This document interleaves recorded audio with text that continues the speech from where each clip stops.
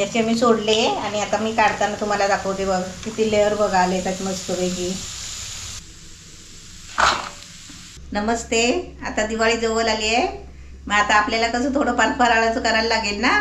तर मी आता थोडी पहिली सुरुवात काय करते, रवा भाजायची म्हणजे करंजीचं सारण. त्यासाठी बघा पहिला मी रवा भाजून ठेवणार आहे आणि बाकीचं नंतर थोडं थोडं करणार आहे. कारण आपल्याकडे आता इथे गेस्ट येतात ना, त्यांचं परत जेवण करायचं असतं, त्याच्यामुळे गडबड असते. म्हणून मी थोडा रवा भाजून 3 कप रवा घेतला आहे. हे मापाचे कप आहेत बघा, 3 कप रवा घेतला आहे. आता तुम्ही आहे ना मापाने 1 वाटी घेतलात ना तरी पण चालेल, पण एकच माप ठेवायचं. त्या मापाने सर्व साहित्य मापून घ्यायचं आहे. आणि हे असं कपचा सेट आपल्याला डीमार्ट मध्ये मिळेल, लगेच मिळतो.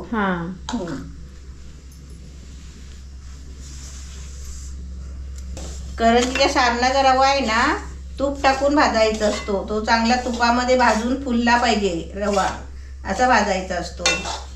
आता थोडा भाजला ना की मी नंतर तूप टाकणार आहे. आता रवा बघा थोडा भाजला आहे.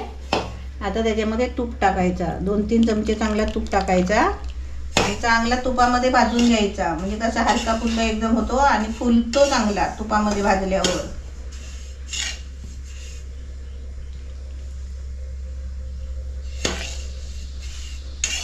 आता आपण तूप वापरतो ना, तर आपलं कसं तुपाची पिशवी असते अशी, घी शुद्ध घी असं असतो ना, तर त्याचा वास येतो बघा. आपण काय बनवायला गेला की वास येतो ना, असा उघरट कसा तरी असा वेगळा वास येतो. तेव्हा काय करायचं माहिती आहे का, तुपामध्ये ना तुळशीचं पान टाकायचा, मग तो वास जातो. आता बघा तिलाच विचार वास येतोय बघा. आम्ही पण तुळशीचं पान टाकलेलं. त्याचा तुपात नाही टाकला पण रव्यात टाकला. रव्यात पहिला तूप टाकला ना, तर वास यायला लागला होता. म्हणजे आता तुळशीचा पान त्याच्यात टाकला, म्हणजे साजूक तुपाला नाजूक वास येतो, बरोबर ना. आता इथे करा आपला 1 किलो मैदा झाला. अर्धा किलो मी आणायला गेलो बघा. असं असतं गावच्या ठिकाणी, कधी असतं कधी नसतं. आणायला गेलो तर आणला, आता रेसिपी पूर्ण होणार. आणि हे सर्व माप आहे ना, माप सांगितलंच ना, हे तुम्ही डीमार्ट मध्ये, अमेझॉन मध्ये सर्वीकडे अवेलेबल आहे. हे तुम्ही घ्या, हे कसं युजफुल वस्तू आहे. होय, आणि ते राहतात पण ते खराब होण्याची गोष्ट नाही आहे. आणि किचनचा वट्टा असं म्हणजे मोठा की माणूस बसला पाहिजे. किचनच्या ओट्यावर बसायचं नसतं, किचनच्या ओट्यावर बसायचं नसतं. बोला.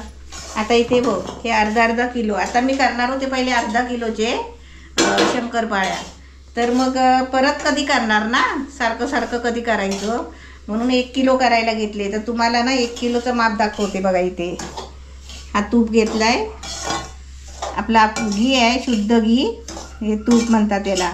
ते तूप 1.5 कप. आणि आता समजा तुम्ही अर्धा किलोचे करताय ना, हे अर्धा किलोचे, तर तुम्ही आहे ना हा 1 कप आहे ना, हा पावणा कप तूप घ्यायचा. पावणा कप तूप, पावणा कप साखर, पावणा कप पाणी. पाणी नसेल तर दूध. पाणी नसेल असं होईल का कधी. पाण्याच्या बदली दूध घ्यायचं, दुधाच्या बदली पाणी घ्यायचं, म्हणजे पावणा कप घ्यायचं. आता मी 1 किलोचं बनवते ना, तर मी इथे बघा 1.5 कप तूप घेतलाय, 1.5 कप साखर घेतलाय आणि 1.5 कप पाणी घ्यायचं आहे. आता हे सर्व मिश्रण एकत्र करून तुम्हाला मी दाखवते. काजल त्या साखरेची पिठी साखर कर. आणि इथे बघा हे सर्व होतच आहे. तसे दिवाळीच्या पुढच्या प्रोसेससाठी इथे बघा रवा भाजून घेतलेला आहे, सारणासाठी. म्हणजे आता सुरुवात झाली रेसिपीची. एक वेळ असेल तर आता मला एक करून घ्यायला लागेल ना. आणि आम्ही मदतीला बघा काजल ताईला बोलवलेला आहे आणि रुणाली ताईला बोलवलेला आहे. काजलला काय ताई बोलतो काय, काजल ताई काही खरं नाहीये. आणि आता बघा जशी दिवाळी येते ना मम्मी, तशी आपल्या दुकानात ना पिठी साखर अवेलेबल होते, जाड बारीक जशी पाहिजे. दिवाळीच्या वेळी ना प्रत्येक, आता डीमार्टला पण आतमध्ये गेल्या दिवाळीचं सेक्शन लावलेलं आहे. दिवाळी सेक्शन म्हणजे त्याच्यात मैदा, पिठी साखर असं सर्व ठेवलेलं आहे, बेसन वगैरे सगळं. चला आता इथे बघा पिठी साखर वाटून घेतलेली आहे. म्हणजे आपली जाडी साखर पिठी साखर बनवली आता त्याची. ते आपण आता एका टोपात घेऊया. त्याच्यामध्ये आपण तूप टाकूया, 1.5 कप तूप. आणि आपल्याला 1.5 कप पाणी घ्यायचं आहे. हा 1 कप आणि हा अर्धा कप.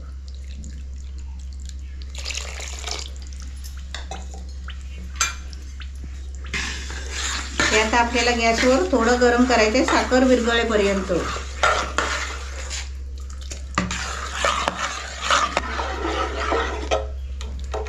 साखर आणि तूप विरघळेपर्यंत गरम करायचं आहे.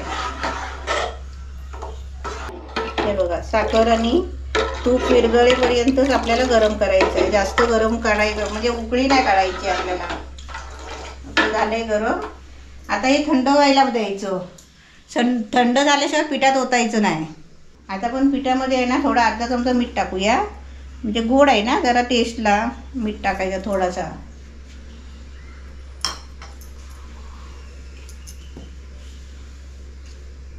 आता इथे बघा पीठ घेतलंय, मीठ टाकलंय त्याच्यात थोडंसं, आणि हे आपलं मिश्रण बघा थंड झालंय. आणि हे आता आपण पिठामध्ये ओतायचं आहे. थोडं थोडं ओतून घ्यायचं आणि कालवायचं. आपल्याला गोळा करून घ्यायचा आहे.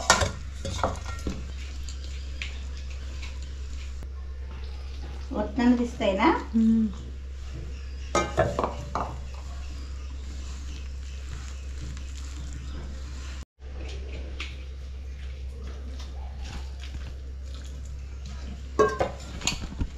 आता मस्त बघा झालं इथे मिश्रण.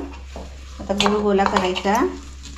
आणि हे पीठ कसं माहिती आहे का, चांगलं असं रेटून मळायचं नाही आपल्याला, म्हणजे आपल्या शंकरपाळ्याला लेअर यायला पाहिजेत ना, म्हणून आपण असं रेटून मळायचं नाही, हलकाच मळायचं. आता आपले हे 10 मिनटं आहे ना, 10-15 मिनटं याला झाकून ठेवायचं. बघा एकदम कसं मऊ झालं आहे. इथे बघा मस्त पीठ झालंय, छान झालंय एकदम. आता इथे आपण असे छोटे छोटे मोठे असे गोळे घ्यायचे करून.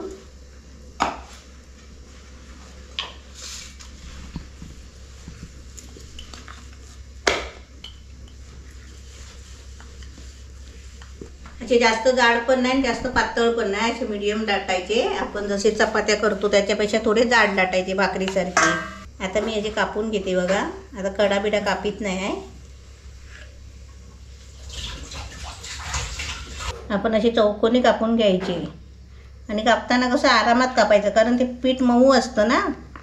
इथे बघा सर्व लाटून कापून सगळे घेतलेले आहे. आता इकडे तळायचे. आता तेल तापायला ठेवलं आहे. आता थोडा गरम झाला ना तेल की त्याच्यामध्ये हे शंकरपाळ्या सोडायचे, कारण त्याला लेअर मग चांगला येतो.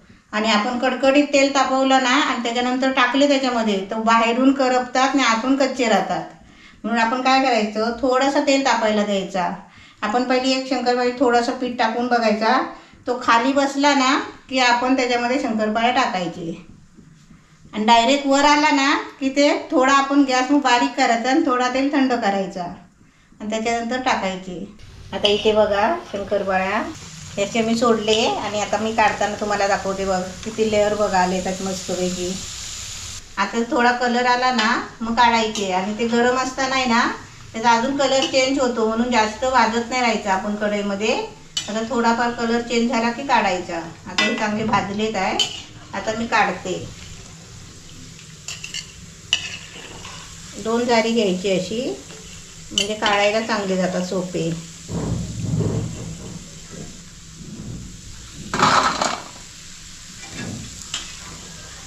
तर इथे बघा दिवाळीचा आपला पहिला फराळ इकडे रेडी झालाय.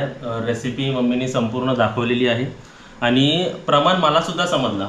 1 किलो मैदा घ्यायचा आहे, तर 1.5 आपल्या कप आहे ना, 1.5 कप बरोबर ना. 1.5 कप आपल्याला साजूक तूप, 1.5 कप आपल्याला तूप आहे ना वितळवून घ्या. वितळून म्हणजे जर घट्ट हा म्हणजे मेल्टेड. बघा मी विचारल्यामुळे सोल्युशन म्हणजे समजतंय. नंतर मग पिठी साखर किंवा साखर 1.5 कप, आणि 1.5 कप आपलं इथे आपण पाणी घेतलंय.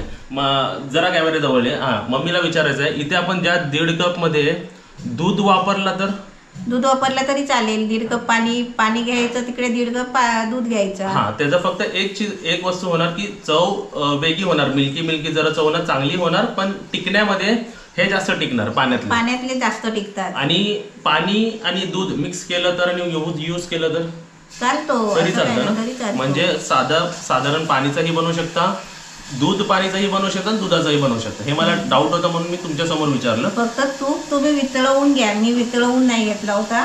ओके. हा, तर इथे बघा फराळ आपला रेडी आहे. आता मी इथे तुम्हाला टेस्ट करून नाही दाखवत आहे, कारण आपल्याला नेहमीप्रमाणे सर्व फराळ बनवून देवासमोर ठेवायचं आहे आणि नंतर आपण खाऊन दाखवणार आहे. पण सुरुवातीला मी टेस्ट नाही करू शकत, पण मी तुम्हाला एक किती कुरकुरीत आहे किंवा काय कसं आहे ते खुशखुशीत म्हणतात. हे बघा बिस्किटासारखी ह्याच्यावरूनच मला समजते. बघा हे दिसतंय. चला, आणि तुम्हा सर्वांना इन ॲडव्हान्समध्ये हॅपी दिवाळी. आणि सर्वांनी असं हे पदार्थ मम्मीचा बघून बनवा आणि तुमच्याही काही आयडियाज असतील तर आम्हाला सांगा. आता जसं हा पदार्थ बनवला तसे वेगवेगळे पदार्थ दिवाळीमध्ये जे बनवतात ते आम्ही सर्व ट्राय करू, रेसिपी बनवून तुमच्याबरोबर शेअर करायचं. असे अगोदर पण मम्मीने भरपूर आणि सर्वच रेसिपी बनवलेल्या, पण परत या वर्षी नवीन व्ह्यूअरसाठी आपण रेसिपीज परत बनवूया. आणि रेसिपी कशी वाटली कमेंट बॉक्समध्ये सांगा. आणि तुम्ही पण नक्की बनवा आणि व्हिडिओला लाईक करा आणि व्हिडिओला शेअर करा. चॅनलला सबस्क्राईब करा.